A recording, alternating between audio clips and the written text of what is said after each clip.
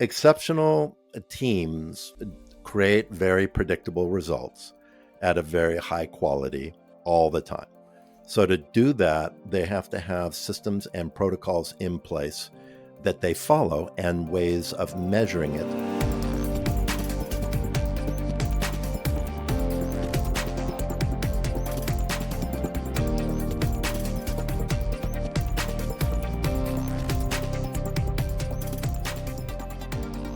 One thing that new leaders are often hesitant to do is to tell their teams how to get work done or to create standard systems for how work gets done.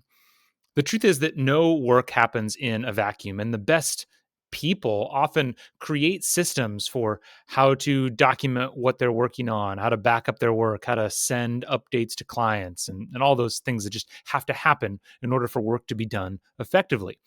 And if you let everyone on your team come up with their own way to get all these things done, then there's a chance that these various systems are going to come into conflict. And the overall productivity of your team is going to be harmed. This week's guest on the Leadership Launchpad is David Hirschfeld, a 35-year software development veteran with a unique perspective on technological innovation and business growth that he currently uses at the company he founded, Techies. David specializes in AI driven workflow transformation for scale ups and startups. Having collaborated with over 70 startups, he developed the first launch method, a systematic approach that minimizes risks and accelerates software company success with reduced reliance on investor funding. This episode really touches on this idea of how do you create systems that will enable your teams to be incredibly successful. We start off talking a little bit about the current state of AI software development, which I thought was a really interesting discussion. We then dive a little bit deeper into understanding why so many founders or the people with kind of this founder intent tend to build too much and lose focus on the problem that they're trying to solve. And then we finally dive into the importance of systems. It's really a great discussion. But before we get into that discussion, I do want to remind you that if this is your first time listening to the show, please make sure you subscribe so that you never miss a future episode.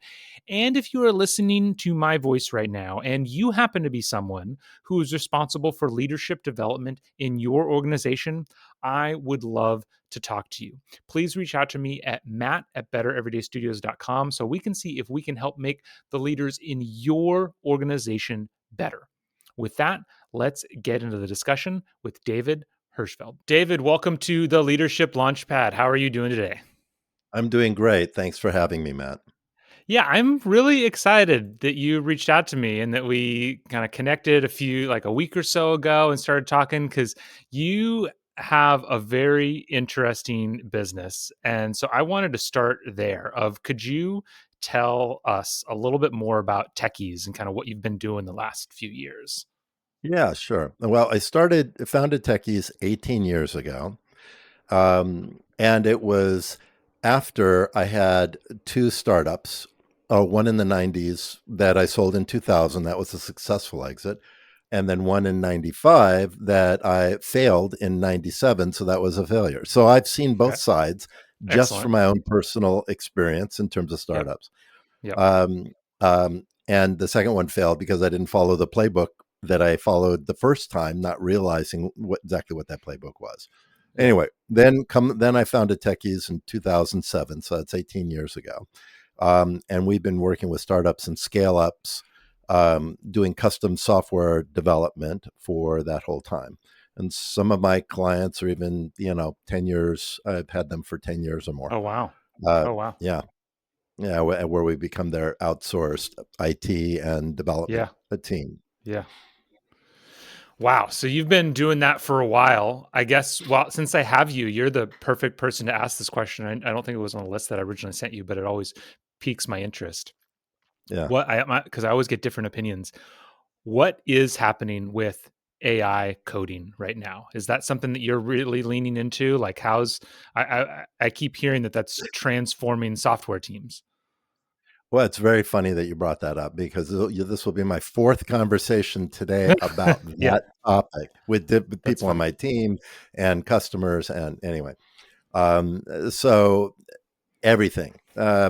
We've been benchmarking really in the last 2 months. We've been benchmarking and trying to do problem solving. So this has gone through a big evolution because Yeah. the technology is changing so quickly. Yeah. And we've been using AI code generation in some form or fashion for 2.5 to 3 years now, right? For building small modules Yep. or refactoring small pieces of code and then growing and growing. About 7, 8 months ago, I started trying out some of the code gen tools that can build full applications. Yep. And as recently as a couple weeks ago, I even tried one of those. Some things like Replit and Bolt Yep. and Vercel and Yep. products like this, and they all provide some value, but they fall short in some really Yep. key ways. And so we're not Yep. able to use those to build whole applications. We want to Okay. build a very simple prototype of an application that has Mm. some functionality. We can do that pretty well with those. But if we get into any sophisticated, not even sophisticated, but well, the semi-sophisticated functionality, they just fall apart, and they don't write good code, and they don't architect the code properly, and so Right. there's big limitations that we have in those tools. Um, Interesting. uh, Okay, but that was no. I thought we might be able to use that for quick MVPs. We're a long way from that. Interesting. However, so we've been testing all the code editors, and we've found Cursor so far to be the best code editor Yep. that for AI code editing, but it has some huge limitations. So Yep. the problem with all these tools is there's a context problem. Yes. When we as so I This is how I liken it. If you want me to explain what I mean by this context problem for the listeners, Yeah. Yeah. when you're developing software, you're like a juggler, and the more you concentrate, the more balls or the more things you can keep in the air at the same time. Yeah. So I think I liken it to spinning plates, like on Okay. sticks. Um, it's pretty easy. Most of our tasks is spin 3 plates. Even 4 plates isn't too tough. But you get to the fifth plate, you start the level of concentration starts to grow significantly. And when you're working on really complex architectural and coding issues, where you have to keep all different aspects of the application in your Yeah. brain Head at at the same different time. levels simultaneously, Yeah. it's like having 7 or 8 plates all spinning at the same time. Yeah. And you've probably walked in on a developer who's in the middle of one of those, and you said, "Hey, I've got a quick question, Matt." And the arms go Ah. up in the air, Yeah. right? And they freak out Yeah. because they realize how much energy it's going to take to spin Yeah. all the plates up because they're listening to them all crash and break on the floor, Yeah. right? I'm And I remember, imagining there's a scene, old movie Swordfish, where Hugh Jackman plays a coder, and there's this scene where he's like deep in, or maybe, yeah, he's coding some like software virus, and he's like drinking wine and music is blaring. He's got 18 screens up and he's just like deep in it. Anyway. right, exactly, exactly. And then you don't interrupt them, right? Yeah. I Yeah. remember I remember when my wife was doing her national boards. This is like your PhD if you're a school teacher. Most school teachers don't do it because it's such a big deal to do it. It's a lot of work. But anyway, Yeah. she was writing her national boards, and it was the same thing because she had to keep all these different pieces of information in her head, Yeah. and all these because there's a lot of evidence that she collects in her own classroom as she's teaching certain things, and all of that has to be in her head while she's writing this very complex. And I'd walk into her office, I'd say, "Becca, can I?" And she'd go, "Not now, not now, not now." It was so Yeah. funny.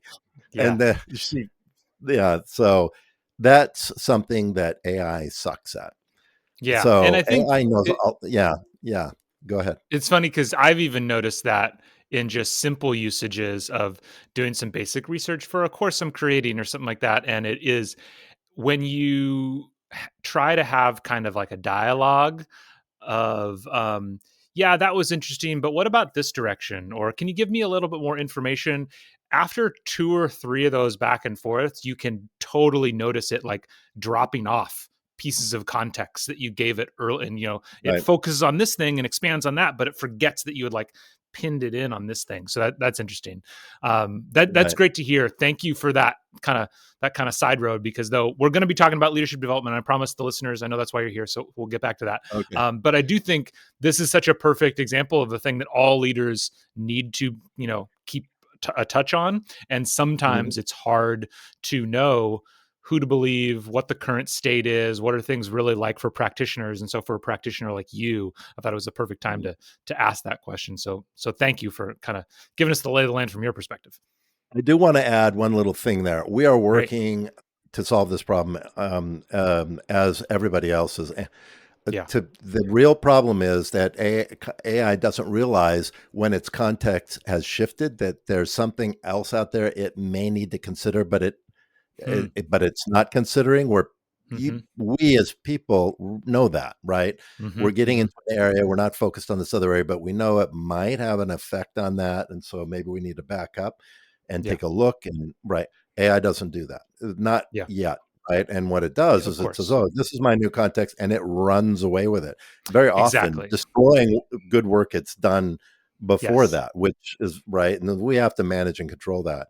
There are some tools coming out from OpenAI and from Claude and from Google that are trying to kind of rein in this problem, Yeah. and Yeah. give you and continue to keep the full context in its mind, but it's still not there. And we are Yeah. working at building scaffolding around this as well to do it, because right now we're probably at about 40 acceleration, 40 to 80% acceleration, depending on the Okay. area that we're working on from what Yeah. we were 6 months or 9 months ago. Oh, We great. want to get to I want to get to 90% consistently across the board. Yeah. And we've got there's some big things that have to happen for us, because that would put us at 10x, Yeah. from the productivity and acceleration, and that's huge, right? Yeah. That's Absolutely. huge. Absolutely. Yeah. Okay. Well, in that discussion, one of the things you mentioned is that, making minimum viable products is one of the first things that you're trying to use AI for.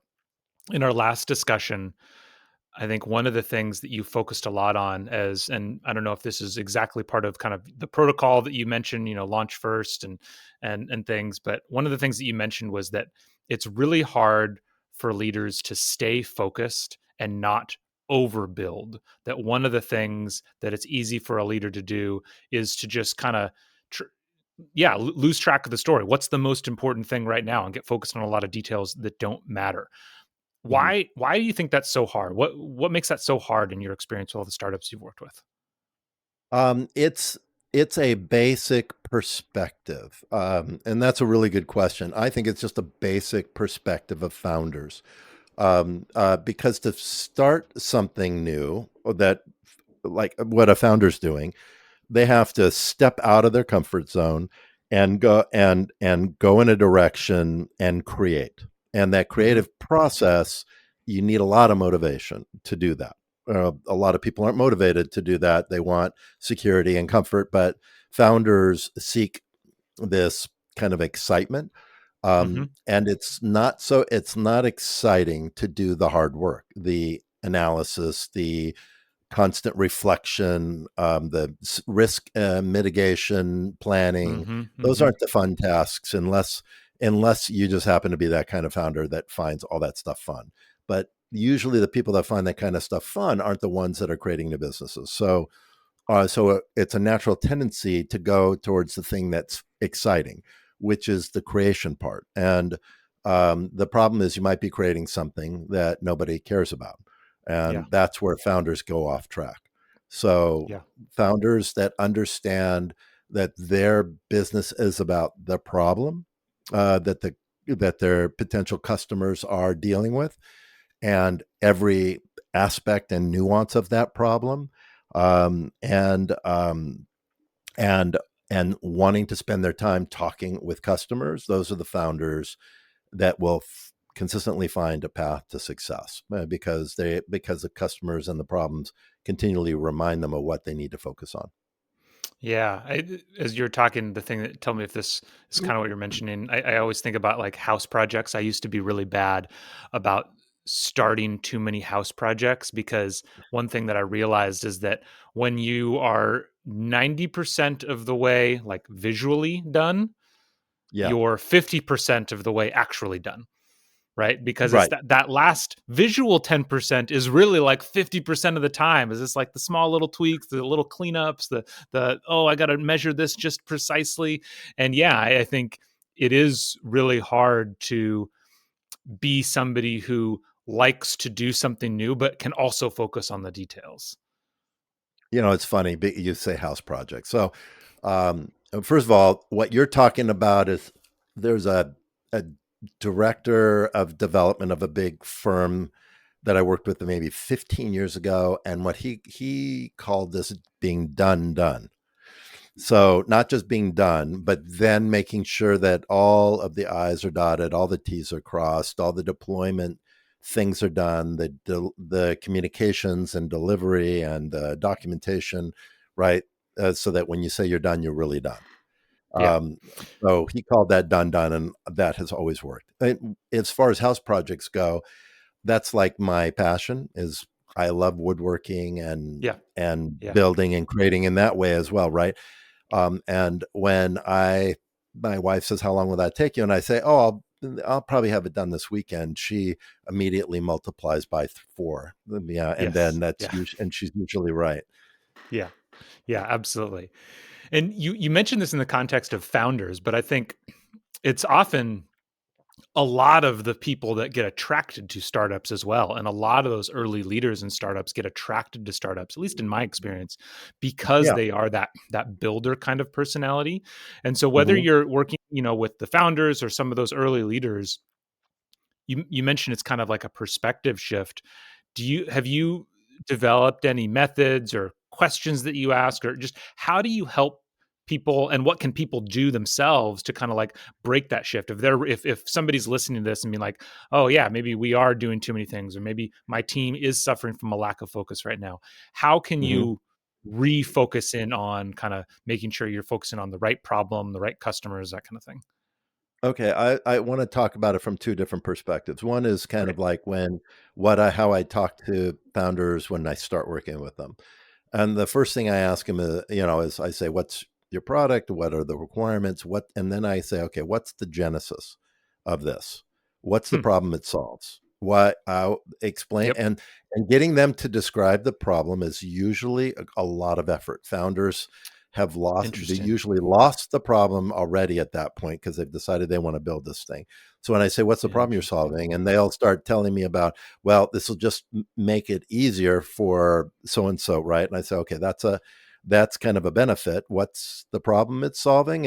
And then they Hmm. go, well, it's solve it. It's what it's doing is it's giving you the ability to do this. And I say, okay, that's a feature, but it That's sounds great. like a great feature, but I don't know what's the I'm not hearing a problem statement. This is very Yeah. common conversation. Almost all founders, not all, but almost all Interesting. founders um, have a lot of trouble articulating a problem statement. And then when I finally get them to articulate a problem statement, it's usually a very high level one because they haven't nailed a step back, put their feet in the shoes of the person who they're solving the problem for, and Mm. thinking, what is the real struggle? Why it does it matter?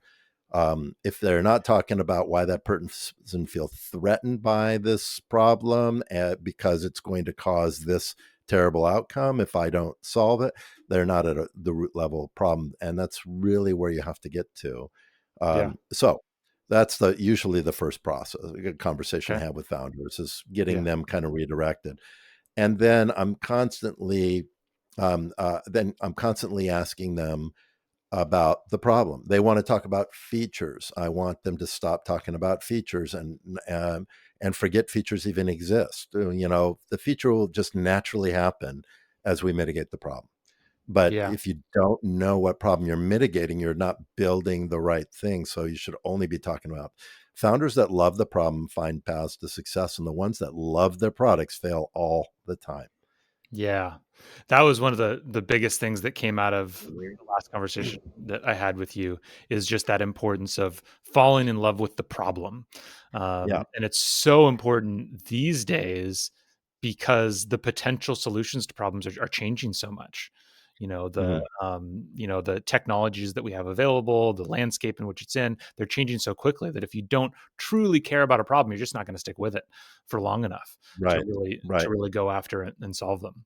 Yeah. Awesome. Okay, so I really like that framework of Well, you know and here's one other thing that kind of perfect. supports that framework. So I tell founders, talk to your customers or your potential customers. Spend your all as much time as possible doing that, and don't tell them anything about your product or about any features, and don't ask them if this will fix that problem. Yeah, Don't just talk about the yeah, problems. Ask them why that's a problem. Ask them what it costs them. Ask them how much they feel personally impacted by the problem. Ask them historically what have they done to try to mitigate this problem, or have they? If they have, if they used other software to try to mitigate it, did it work? Where did it fall short? Why aren't you still using it? yeah, Why don't there's other solutions out there? Why haven't you tried using those? Get yeah, into the history of the problem. Problem. They will talk because they want to talk about their problems. They yeah, want somebody to hear them and understand. They don't want to talk about your features. They're not going to be yeah, honest with you about your product, but they will be honest with you about the problems they're struggling with, especially if they recognize that you really care about the problem and you really want to understand it. And you've heard other people talk about the problem and they've found some ways of reducing the impact of the problem doing this or that. Have you tried those things? This is what this will teach you what to build. I love it. Yeah, yeah, I love all that. And to all the leaders or all the listeners who are thinking like, "Well, I'm deep inside a company, I don't have a customer." Everybody has a customer.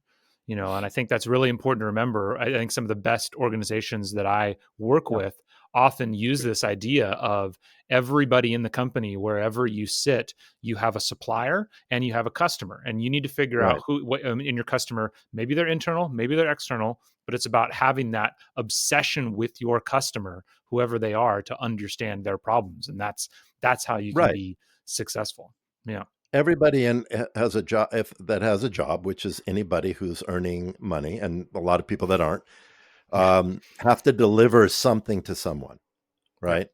So it's so if you don't think you have a customer, then why are you working, right? What are you're producing something, or preventing things from being produced, or whatever your job is, that you're doing it for some stakeholder of that thing.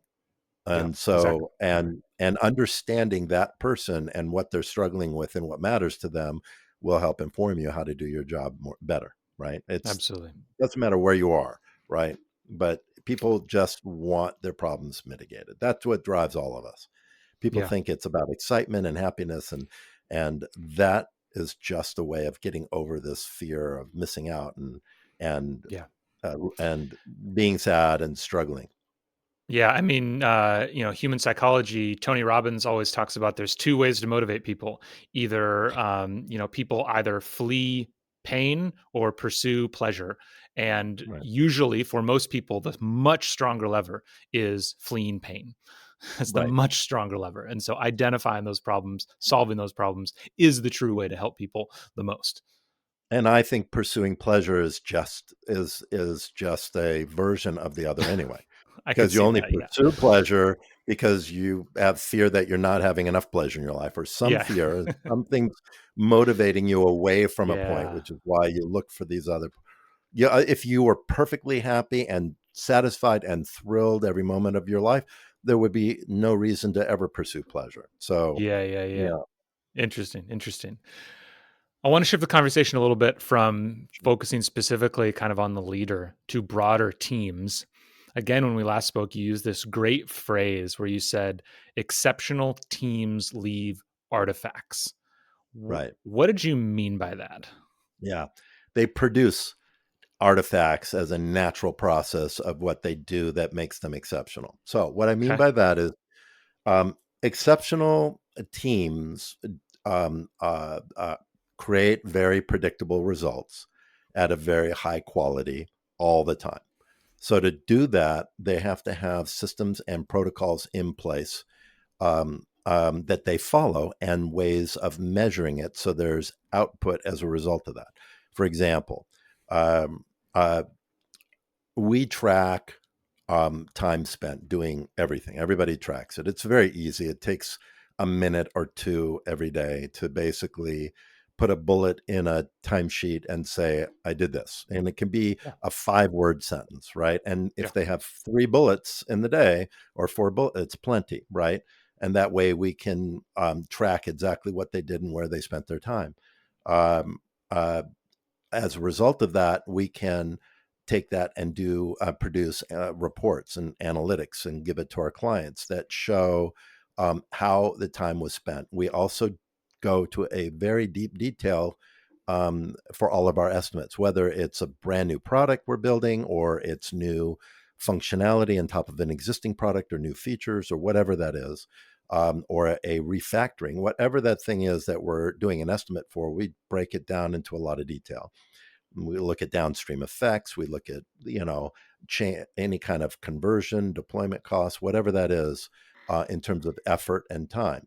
And we can report all this. So we know what we were expected to deliver from build to build to build, from major release to major release. We know when it was expected to be done and how much effort we were supposed to spend to get there. And we have all the actuals, which from a daily, weekly, monthly basis of what we actually did, how much we actually spent, how long it actually took, and we make it a habit of every week in our status reports to our clients. We produce a report that shows this is what we did last week. This is what we expected to do. This is where we are month to date. This is what we expected to be month to date. Here's where we are year to date or quarter to date. Right. This is our actual. What's our variance? Is our variance more than 10%? Then we need to spend some time and do a postmortem and explain to the client maybe somebody was sick or out, maybe we ran into an unexpected problem and that we thought we understood the technology we did, whatever makes that. And our goal is to always be less than 10% variance from what we Yeah. estimate to what the actuals are. But to do that, you have to track all that. To be able to Yeah. track all that, you have to have an exceptional team, and that Yes. has been inculcated, that understands the Yes. need for this, not that's Yes. being forced to do it, but that just does it as a I natural get it. DNA of the right. These are artifacts. Have you ever read Cal Newport? No. No. So Cal Newport, he's probably my second favorite author. One of his great books is a book called Deep Work, and actually, A World Without Email is probably my favorite book of his. But Well, I already like him. A world without email. yeah, exactly. Everybody's like, "Oh, wouldn't that be amazing?" But what you were just saying really reminded me of a lot of what he talks about, because kind of what he says, he spends a lot of time kind of comparing uh, in what happened to industrial work during the industrial revolution to what's happening Mhm. today with information workers, Right. and that one of the big backlash, what happened during the first industrial revolution, is that we had all these craftsmen who could kind of work however they wanted to. They were artisans. They took a lot of pride in their work, and a lot of the backlash about the Industrial Revolution is we kind of systematized a lot of their work, and some of them felt like they were losing things, but we gained tons of productivity.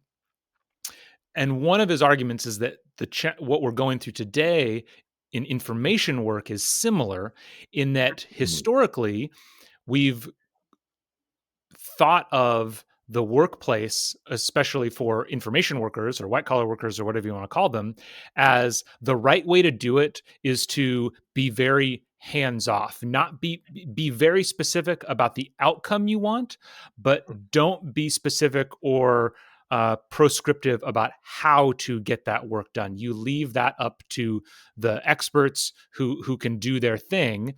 And similar to what I'm hearing, what you're saying is, and this is, I think, what Cal Newport talks about is like, you know, you don't need every software engineer to spend a portion of their time figuring out how they're going to document their work or answering the emails or keeping track of the other project, figuring out their own method for project management.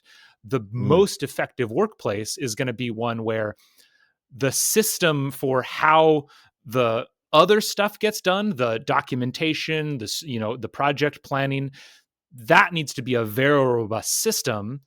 And Right. then the workers don't have to figure all that out. And 100% of their energy can be devoted to getting the work done because they don't have to spend time worrying about all this other stuff. That's at Right. least some of what I heard in what you were saying. Does that sound right? Yeah, that I think is exactly right.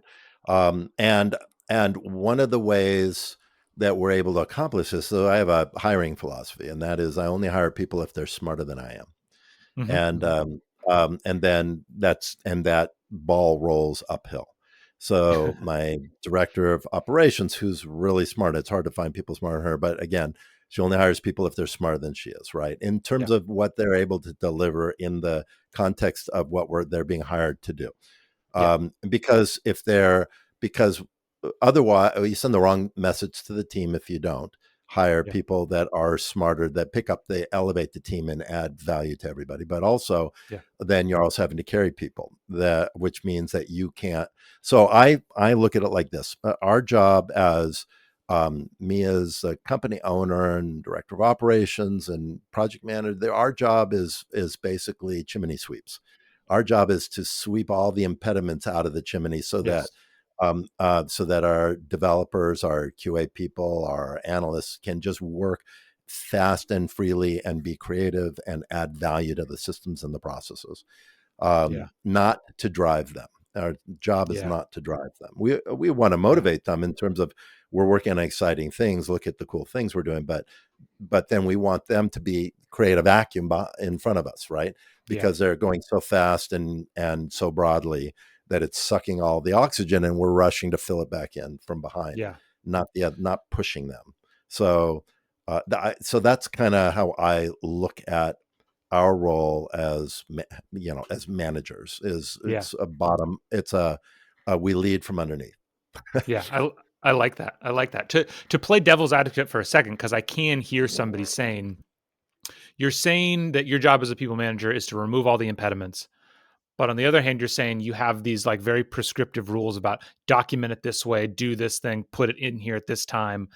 Aren't Mhm. those barriers to getting to the work?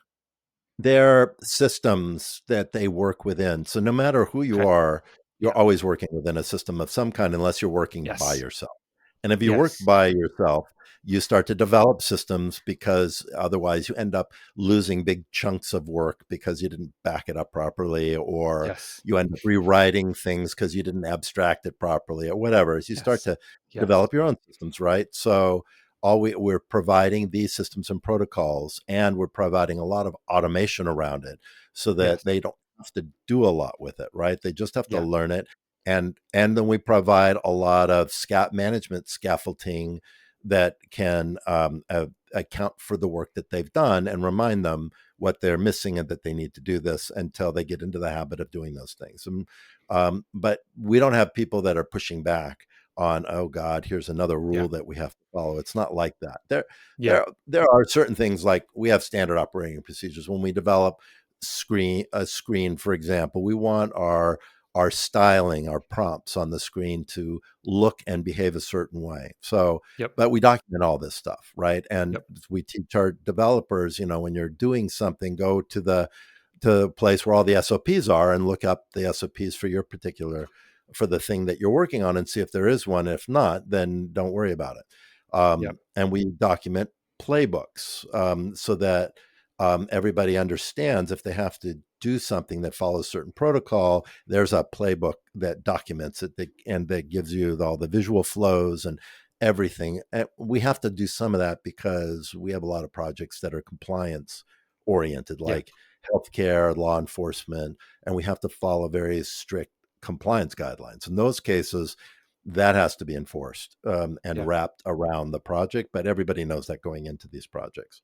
And they just learn what those workflows are, even how a bug is reported, how that gets, Yeah. the feedback loop, the flow through development and tests. All that has to be very accurate because we get audited, yearly by a third party auditor on whether we have the last 6 months we've been compliant Yeah. in a pristine way or not. Yeah.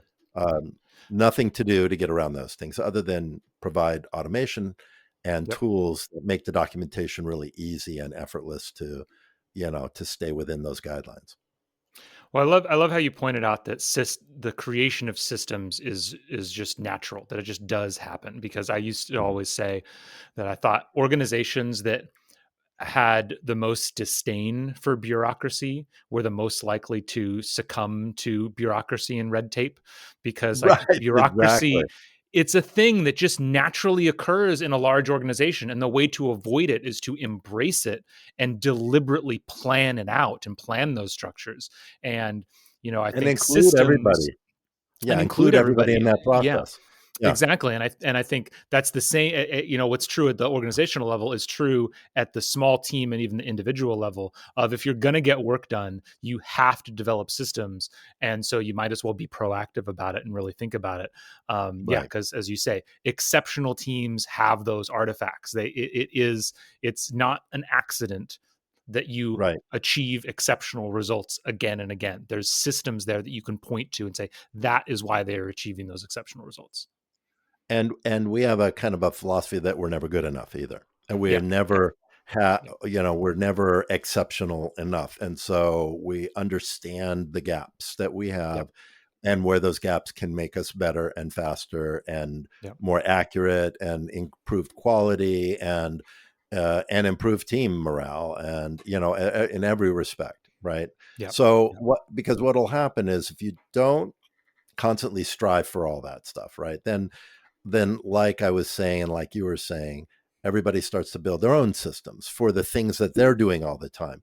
Then you've got exactly. two or three different people doing similar things with completely different systems in place. Yes. And there's no consistency from one project to the next, or from even one developer to the next in terms of how they're creating and developing and communicating and orchestrating, right? Yeah, yeah, And then and that's not uncommon, by the way. That's probably fairly common in most development teams that there's some of that, and that's yep, and I call that sort of the average mediocre development team that's productive, but they but they have all these limitations because of this lack of highways, yeah, technology yep, highways internally. yeah, yeah.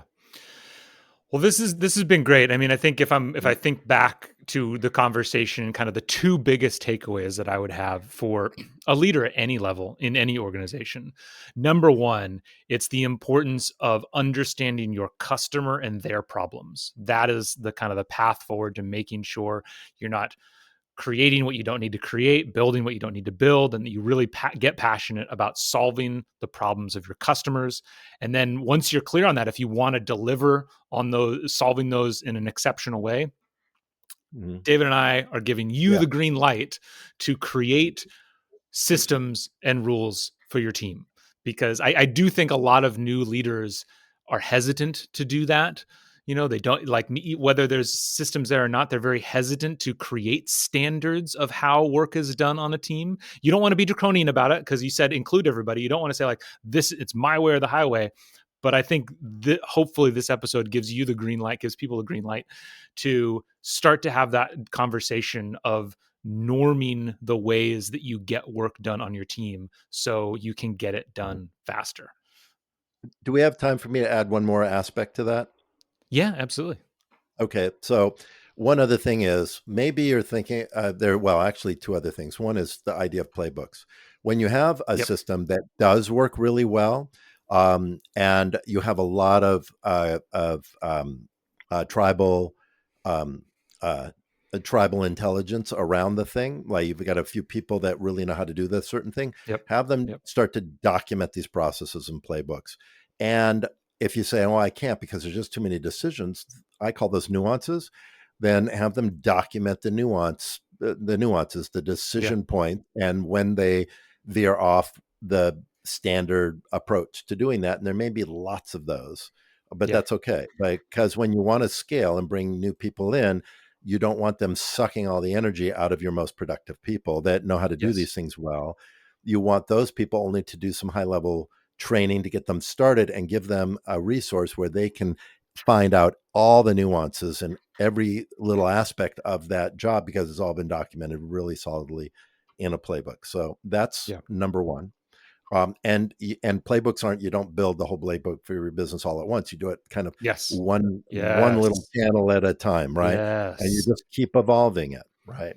The There's number of companies that get bogged down in forever and like, okay, we're creating the official we're just documenting it all today. It's like yeah, you're never going to get done. that just doesn't happen. The Yeah. other, but playbooks just recognize the more you have this stuff documented, the more your business is worth, because somebody that might Yes. eventually buy your business is also buying all of this Yeah. documented knowledge about how to operate effectively. Yeah. The second thing is if you're not sure about where to grow exceptionalism, or how would you know that you get there, that sort of thing, you probably don't have a system of measuring yet. Yeah. And that's the place where you start, because you Okay. can't become exceptional if you don't have a way of measuring it. And if you don't know where have a way of measuring how not exceptional you are yet, then you need that before you start. Because once you start to measure it, you start to recognize what has to transform to start to bring you to that to a higher level. Yeah. So systems of measurement are like critical success factor for becoming exceptional. I love it. Those last two bits were absolutely perfect. If anybody happens to be listening, since we got a lot of, I know we have a lot of engineers that listen, thinking about their next company. If they're looking for help with some software, where can they find you?